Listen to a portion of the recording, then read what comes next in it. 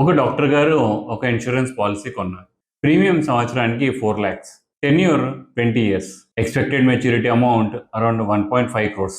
Paper మీద చూస్తే ఇది చాలా స్మార్ట్ డెసిషన్‌లా కనిపించింది. ఇన్సూరెన్స్ ఉంది, ఇన్వెస్ట్‌మెంట్ ఉంది, బోనస్ కూడా ఉంది, టాక్స్ బెనిఫిట్ కూడా ఉంది. కానీ యాక్చువల్ రిటర్న్ క్యాలిక్యులేట్ చేశాక నిజం వేరేలా ఉంది. Return only around 5-6% per year మాత్రమే వచ్చింది. అయితే ఇది అర్థమయ్యాక కూడా ఆ డాక్టర్ గారు పాలసీ స్టాప్ చేయడానికి రెడీగా లేరు.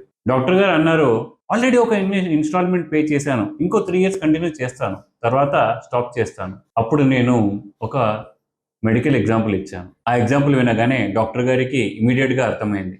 ఆ రోజు డాక్టర్ గారు పాలసీ స్టాప్ చేశారు. చిన్న లాస్ యాక్సెప్ట్ చేశారు. టర్మ్ ఇన్సూరెన్స్ తీసుకున్నారు అండ్ ఇన్వెస్ట్‌మెంట్ సెపరేట్‌గా స్టార్ట్ చేశారు. Hello everyone, welcome back. నేను డాక్టర్ హరినాథ్. ఈరోజు మనం ఒక ఇంపార్టెంట్ కాన్సెప్ట్ డిస్కస్ చేద్దాం. ఇన్సూరెన్స్‌ని ఇన్వెస్ట్‌మెంట్‌తో ఎందుకు మిక్స్ చేయకూడదు? మరీ ముఖ్యంగా డాక్టర్స్‌లతో సహా చాలామంది మేధావులు కూడా ఎందుకు ఈ తప్పు చేస్తారు? ఇది 2020లో జరిగింది. కోవిడ్ లాక్‌డౌన్‌కి జస్ట్ ముందు. ఒక డాక్టర్ గారు స్కాన్ కోసం నా దగ్గరికి వచ్చారు. స్కాన్ అయ్యాక క్యాజువల్‌గా మాట్లాడుకుంటున్నాం. ఆ సంభాషణలో డాక్టర్ గారు గర్వంగా చెప్పారు, నేను రీసెంట్‌గా ఒక మంచి పాలసీ తీసుకున్నాను అని. సో నేను అడిగాను, డీటెయిల్స్ ఏంటి? డాక్టర్ గారు చెప్పారు, yearly premium 4,00,000, policy tenure 20 years, sum assured 75 lakhs and బోనస్తో కలిపి 20 ఇయర్స్ తర్వాత అరౌండ్ 1.5 crores రావచ్చు అని. డాక్టర్ గారు నిజంగా సంతోషంగా ఉన్నారు. మరి నాకు కూడా అర్థమైంది ఎందుకు ఇంత సంతోషంగా ఉన్నారు. ఎందుకంటే ఈ పాలసీ కంప్లీట్ ప్యాకేజ్లా కనిపించింది. లైఫ్ కవర్ ఉంది, మెచ్యూరిటీ అమౌంట్ ఉంది, బోనస్ ఉంది, ట్యాక్స్ బెనిఫిట్ ఉంది, ఇంకా డబ్బు వేస్ట్ అవ్వదని ఫీలింగ్ కూడా ఉంది. ఎగ్జాక్ట్లీ ఇదే రీజన్ వల్ల చాలామందికి ఈ టైప్ పాలసీస్ బాగా నచ్చుతాయి. వాళ్ళు ఫీల్ అవుతారు, ఇన్సూరెన్స్ ఉంది, ఇన్వెస్ట్మెంట్ ఉంది కదా, అట్లీస్ట్ మనీ బ్యాక్ వస్తుంది. కానీ ఫైనాన్స్లో ఒక ప్రోడక్ట్ 2 డిఫరెంట్ పనులు చేయడానికి ట్రై చేస్తే మనము ఆగి ఒక ప్రశ్న అడగాలి, ఆ ప్రోడక్ట్ 2 పనులని సరిగ్గా చేస్తుందా? సో నేను డాక్టర్ గారికి చెప్పాను, ఎమోషనల్గా డెసిషన్ తీసుకోకుండా ఒకసారి క్యాల్కులేట్ చేద్దాం. డాక్టర్ గారు సంవత్సరానికి 4 lakhs పే చేస్తున్నారు అంటే every quarter 1 lakh. Policy tenure 20 years. So 20 years total premium 4 lakhs into 20, 80 lakhs వస్తుంది. ఎక్స్పెక్టెడ్ మెచ్యూరిటీ అమౌంట్ బోనస్తో కలిపి అరౌండ్ 1.5 crores. ఇక్కడ ఒక ఇంపార్టెంట్ పాయింట్ గుర్తుపెట్టుకోండి, బోనస్ ఫుల్లీ గ్యారెంటీడ్ కాదు, కానీ క్యాలిక్యులేషన్ కోసం మనం ఆప్టిమిస్టిక్ నెంబర్ని అజ్యూమ్ చేసాము. అంటే 20 ఇయర్స్ తర్వాత డాక్టర్ గారికి 1.5 crores వస్తుంది అని అజ్యూమ్ చేశాము. తర్వాత యాక్చువల్ రిటర్న్ XIRRతో క్యాలిక్యులేట్ చేసాము. XIRR గురించి మీకు తెలియాలంటే మీరు లాస్ట్ వీక్ వీడియో చూడాలి. XIRRతో క్యాలిక్యులేట్ చేస్తే ఈ రిటర్న్ 5-6% పర్ ఇయర్ మాత్రమే వచ్చింది. ఇది సర్ప్రైజింగ్ పార్ట్, ఎందుకంటే 1.5 crores అంటే చాలా పెద్ద అమౌంట్ లా వినిపిస్తుంది, కానీ రిటర్న్స్ మాత్రం ఎక్కువ కాదు. ఇక్కడ చాలామంది కన్ఫ్యూజ్ అవుతారు. ఫైనల్ అమౌంట్ చూసి హ్యాపీ అవుతారు, కానీ యాక్చువల్ రిటర్న్ క్యాలిక్యులేట్ చేయరు. పెద్ద మెచ్యూరిటీ అమౌంట్ అంటే మంచి ఇన్వెస్ట్మెంట్ అని కాదు. టైం ఎక్కువ ఉంటే నంబర్స్ ఆటోమేటిక్గా పెద్దగా కనిపిస్తాయి. మరి యావరేజ్ రిటర్న్స్ కూడా 20 ఇయర్స్ తర్వాత భారీ అమౌంట్లా కనిపిస్తాయి. అయితే ఇక్కడ ప్రశ్న 20 ఇయర్స్ తర్వాత ఎంత వస్తుందని కాదు, సరైన ప్రశ్న నా యాక్చువల్ రిటర్న్ ఎంత అని. క్యాలిక్యులేషన్ చేశాక డాక్టర్ గారికి ప్రాబ్లం అర్థమైంది. అయినా కూడా డాక్టర్ గారు చాలా కామన్గా చెప్పే ఒక లైన్ చెప్పేశారు, ఆల్రెడీ ఒక ఇన్స్టాల్మెంట్ పే చేశాను, let me continue for 3 years, తర్వాత స్టాప్ చేస్తాను. ఇక్కడ రియల్ ఫైనాన్షియల్ ట్రాప్ స్టార్ట్ అవుతుంది. ఎందుకంటే మనము ఒక్కసారి మనీ పే చేశాక మన మైండ్ లాస్ యాక్సెప్ట్ చేయడానికి రెడీగా ఉండదు. మనం ఫీల్ అవుతాం, ఆల్రెడీ పే చేశాను కదా, కొంచెం టైం కంటిన్యూ చేద్దాం. కానీ ఫైనాన్స్లో దీన్ని సంక్ కాస్ట్ ప్రాబ్లం అని అంటారు. ఆల్రెడీ పే చేసిన డబ్బు పోయినట్టే. సరైన ప్రశ్న ఏంటంటే ఆల్రెడీ ఎంత పే చేశానని కాదు, సరైన ప్రశ్న ఈ రోజు నుంచి ఇది కరెక్ట్ డెసిషనా అని. సో నేను డాక్టర్ గారికి ఒక ప్రశ్న అడిగాను. నేను అన్నాను, డాక్టర్ గారు మీ దగ్గర ఒక పేషెంట్ వచ్చారు. ఒక పేషెంట్కి ఫింగర్ టిప్లో గ్యాంగ్రీన్ వచ్చింది అనుకో. ఇప్పుడు కట్ చేస్తే కాస్మెటికల్లీగా బాగోదని వెయిట్ చేస్తారా, లేదా గ్యాంగ్రీన్ హ్యాండ్కి బాడీకి స్ప్రెడ్ అవ్వకుండానే అర్లీగా ఆ ఇన్ఫెక్టెడ్ పార్ట్ని కట్ చేసి తీసేస్తారా? ఆ అనాలజీ ఇమ్మీడియట్గా క్లిక్ అయింది, ఎందుకంటే డాక్టర్ ఈ ఎగ్జాంపుల్ చాలా క్లియర్గా అర్థమైంది. ఈరోజు చిన్న లాస్ యాక్సెప్ట్ చేస్తే రేపు పెద్ద లాస్ అవాయిడ్ చేయొచ్చు. ఈ పాలసీ ఇమీడియట్గా స్టాప్ చేయడం అంటే హిట్ తీసుకోవడమే. డాక్టర్ గారు ఫస్ట్ ఇన్స్టాల్మెంట్లో ఆల్మోస్ట్ 70% లాస్ తీసుకున్నారు. కానీ ఆల్రెడీ ఒక ఇన్స్టాల్మెంట్ పే చేశాను అని 3 ఇయర్స్ కంటిన్యూ చేస్తే డ్యామేజ్ ఇంకా పెద్ద అవ్వచ్చు. ఆ రోజు డాక్టర్ గారు కష్టమైన మంచి నిర్ణయం తీసుకున్నారు. డాక్టర్ గారు పాలసీ స్టాప్ చేశారు. తర్వాత ప్రొటెక్షన్ కోసం ప్యూర్ టర్మ్ ఇన్సూరెన్స్ తీసుకున్నారు. వెల్త్ క్రియేషన్ కోసం మ్యూచువల్ ఫండ్స్ ఇన్వెస్ట్మెంట్ సపరేట్గా స్టార్ట్ చేస్తారు. ఇది ఈ వీడియోలో ఉన్న మెయిన్ పాయింట్. ఇన్సూరెన్స్ బ్యాడ్ కాదు, ఇన్వెస్ట్మెంట్ బ్యాడ్ కాదు, కానీ ప్రాపర్గా అర్థం కాకుండా రెండింటిని మిక్స్ చేస్తే లాంగ్ టర్మ్ ఫైనాన్షియల్ డ్యామేజ్ అవ్వచ్చు. కొన్నిసార్లు మంచి ఫైనాన్షియల్ డెసిషన్ అంటే ఈ రోజు కంఫర్టబుల్ గా ఫీల్ అయ్యే డెసిషన్ కాదు, ఫ్యూచర్ లో పెద్ద డ్యామేజ్ అవాయిడ్ చేసే డెసిషన్. ఇప్పుడు చాలా మంది అడుగుతారు, రిటర్న్స్ చాలా ఎక్కువ కాకపోతే మరి ఈ ప్రోడక్ట్స్ ఎందుకు ఉన్నాయి అని. ఇది చాలా మంచి ప్రశ్న. అయితే ఇక్కడ నేను క్లియర్ గా చెప్పాలి, మనము కంపెనీస్ ని, సేల్స్ పీపుల్ ని మాత్రమే బ్లేమ్ చేయకూడదు. ఈ ప్రోడక్ట్స్ కి డిమాండ్ ఉంది. మన దేశంలో చాలా మందికి ఒక థాట్ ఉంటుంది, టర్మ్ ఇన్సూరెన్స్ పే చేసి నాకు ఏమీ జరగకపోతే నా డబ్బు వేస్ట్ అయిపోయింది.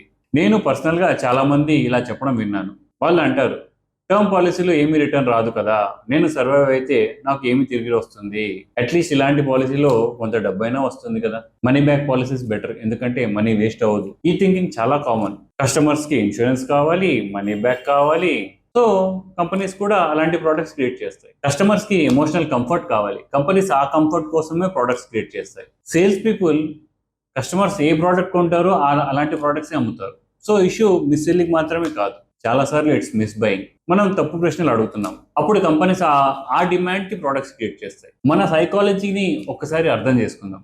విజిబుల్ రిటర్న్స్ లేని దానికి డబ్బు పే చేయడం మనకి నచ్చదు. Term insurance premium 20 years pay చేసి మనకి ఏమీ జరగకపోతే మనం ఫీల్ అవుతాం, నా డబ్బు పోయింది. కానీ యాక్చువల్గా అది wrong thinking. Term insurance investment కాదు, టర్మ్ ఇన్సూరెన్స్ ప్రొటెక్షన్. మీరు మనీ బ్యాక్ కోసం పే చేయట్లేదు, మీకు ఏదైనా జరిగితే మీ ఫ్యామిలీకి ఫైనాన్షియల్ ప్రొటెక్షన్ ఉండాలి అని పే చేస్తున్నారు. మీకు ఏమి జరగకపోతే అది లాస్ కాదు, యాక్చువల్గా అది గుడ్ న్యూస్. మీ ఫ్యామిలీకి క్లెయిమ్ అవసరం రాకపోవచ్చు, మీరు బ్రతికి ఉన్నారు, మీరు ఎర్న్ చేశారు, మీ ఫ్యామిలీతో హ్యాపీగా లైఫ్ కంటిన్యూ చేశారు, అది బెస్ట్ అవుట్కమ్. ప్రీమియం వేస్ట్ అవ్వలేదు, ప్రీమియం ప్రొటెక్షన్ కాస్ట్. డాక్టర్స్గా మనం ప్రాక్టికల్గా ఆలోచిద్దాం. ఒక పేషెంట్ హెల్త్ చెకప్ కోసం పే చేశారు అనుకోండి, రిపోర్ట్స్ అన్ని నార్మల్ వచ్చాయి. అప్పుడు పేషెంట్ ఇలా అంటారా, డాక్టర్ గారు నా రిపోర్ట్స్ నార్మల్ వచ్చాయి, సో నా డబ్బు వేస్ట్ అయింది? అలా అన్నారు. ఎందుకంటే హెల్త్ చెకప్ పర్పస్ డిజీజ్ని క్రియేట్ చేయడం కాదు, రిస్క్ని డిటెక్ట్ చేయడం, పీస్ ఆఫ్ మైండ్ ఇవ్వడం. సిమిలర్గా టర్మ్ పాలసీ తీసుకోవడం అంటే మనకు చెడు జరగాలని కాదు, అలా ఏమైనా జరిగితే ఫ్యామిలీ ఫైనాన్షియల్గా సఫర్ అవ్వకూడదు అని తీసుకుంటాం. ఇంకో ఎగ్జాంపుల్ చెప్తాను. మనము కార్ ఇన్సూరెన్స్ ప్రతి ఇయర్ పే చేస్తున్నాం. మన కార్ యాక్సిడెంట్ అవ్వకపోతే మనం బాధపడతామా? కాదు కదా, యాక్చువల్గా హ్యాపీగా ఉండాలి. మరి టర్మ్ పాలసీలో సర్వైవ్ అయితే ప్రీమియం వేస్ట్ అని ఎందుకు ఫీల్ అవుతాం? ఇక్కడ మన ఆలోచన విధానం మార్చుకోవాలి. ఇన్సూరెన్స్ రిటర్న్ కోసం కాదు, ఇన్సూరెన్స్ ప్రొటెక్షన్ కోసం. ఇప్పుడు మెయిన్ పాయింట్కి వెళ్దాం. ఇన్సూరెన్స్, ఇన్వెస్ట్మెంట్ రెండు డిఫరెంట్. ఇన్సూరెన్స్ అంటే ప్రొటెక్షన్, ఇన్వెస్ట్మెంట్ అంటే వెల్త్ క్రియేషన్. ఇన్సూరెన్స్ ఈ ప్రశ్నకు సమాధానం ఇస్తుంది, నాకు ఏదైనా జరిగితే నా ఫ్యామిలీ ఫైనాన్షియల్గా సేఫ్గా ఉంటుందా? ఇన్వెస్ట్మెంట్ ఈ ప్రశ్నకు సమాధానం ఇస్తుంది, నేను లైఫ్ లాంగ్ బ్రతికితే నా గోల్స్ కోసం నాకు వచ్చే రిటర్న్ సరిపోతాయా?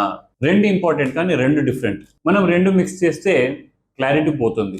మీరు ఇన్సూర్డ్ అని అనుకుంటారు, మీరు ఇన్వెస్ట్ చేస్తున్నారు అని కూడా అనుకుంటారు, కానీ చాలాసార్లు చివరికి తక్కువ ఇన్సూరెన్స్, యావరేజ్ రిటర్న్స్ మాత్రమే వస్తాయి. అదే ప్రాబ్లం.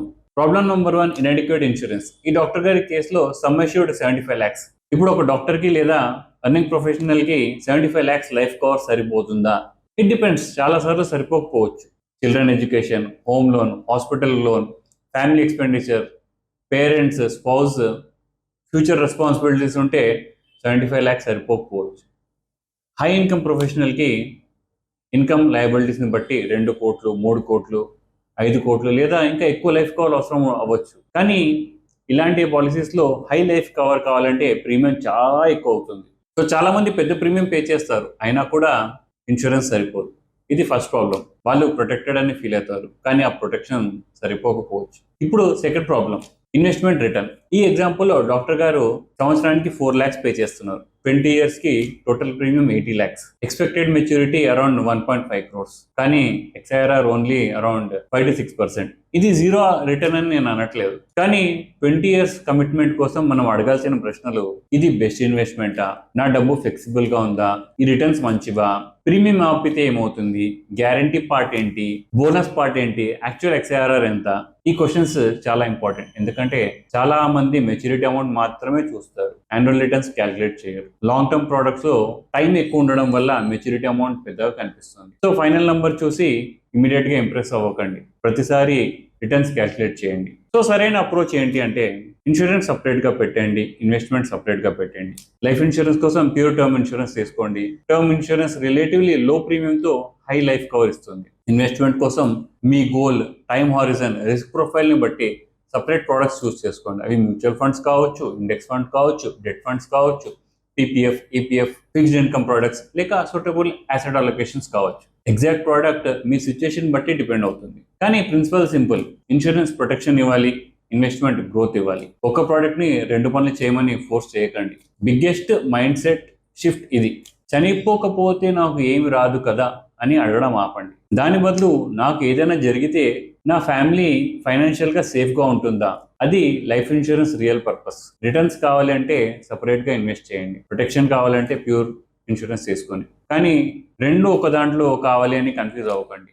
మనం ఇది క్లియర్ గా అర్థం చేసుకున్న రోజు కంపెనీస్ కూడా ఆటోమేటికల్ గా మారుతాయి. ఎందుకంటే కంపెనీస్ కి కస్టమర్స్ కొనేది మాత్రమే అమ్ముతారు. Customers insurance plus money back plus tax saving plus bonus plus ఇంకా అన్ని కావాలి అంటే అవి వాళ్ళు కంపెనీస్ కూడా అలాంటి ప్రోడక్ట్స్ పుష్ చేస్తారు. మార్పు మన దగ్గర నుండి మొదలవ్వాలి. అవేర్నెస్ తో మార్పు వస్తుంది. క్యాలిక్యులేషన్ చేస్తే ఆ మార్పు వస్తుంది. సో నెక్స్ట్ టైం ఎవరైనా పాలసీ చూపించి ఎవ్రీ ఇయర్ ఇంత పే చేయండి, 20 ఇయర్స్ తర్వాత ఇన్ని కోట్లు వస్తాయి అంటే ఇమీడియట్ గా ఇంప్రెస్ అవ్వకండి. క్యాష్ ఫ్లోస్ అడగండి, ఎక్సెల్ ఓపెన్ చేయండి, XIRR క్యాలిక్యులేట్ చేయండి, యాక్చువల్ రిటర్న్ క్యాలిక్యులేట్ చేయండి. తర్వాత లైఫ్ కవర్ సరిపోతుందా లేదా చూడండి. అప్పుడు మాత్రమే డిసైడ్ అవ్వండి. ఎందుకంటే ఫైనాన్స్లో పెద్ద తప్పులు కేర్లెస్ పీపుల్ మాత్రమే చేయరు. చాలాసార్లు ఇంటెలిజెంట్ పీపులే చేస్తారు. ఎందుకంటే వాళ్ళు బిజీగా ఉంటారు, ఎమోషనల్గా కన్విన్స్ అయిపోతారు, క్యాల్కులేట్ చేయరు. ఇన్సూరెన్స్ బ్యాడ్ కాదు, ఇన్వెస్ట్మెంట్ బ్యాడ్ కాదు, కానీ అర్థం కాకుండా రెండింటిని మిక్స్ చేయడం కాస్ట్లీ అవ్వచ్చు. సో సింపుల్ లైన్ గుర్తుపెట్టుకోండి. ఇన్సూరెన్స్ని ప్రొటెక్షన్ కోసం కొనండి, వెల్త్ క్రియేషన్ కోసం ఇన్వెస్ట్మెంట్స్ చేయండి. రెండు మిక్స్ చేయకండి. ఈ వీడియో వల్ల మీకు కాన్సెప్ట్స్ క్లియర్ అయితే ఈ వీడియోని ఒక డాక్టర్కి లేక ఒక ఫ్రెండ్కి లేక పాలసీ కొనాలనుకుని ప్లాన్ చేస్తున్న ఒక ఫ్యామిలీ మెంబర్కి షేర్ చేయండి. మేబీ వాళ్ళు ఒక 20 ఇయర్స్ ఫైనాన్షియల్ మిస్టేక్ నుంచి సేవ్ అవ్వచ్చు. యూట్యూబ్ని హ్యాపీ చేయడానికి లైక్ బటన్ కొట్టండి. మీకు డౌట్స్ ఉంటే కామెంట్ చేయండి. See you in the next video. Until then, bye.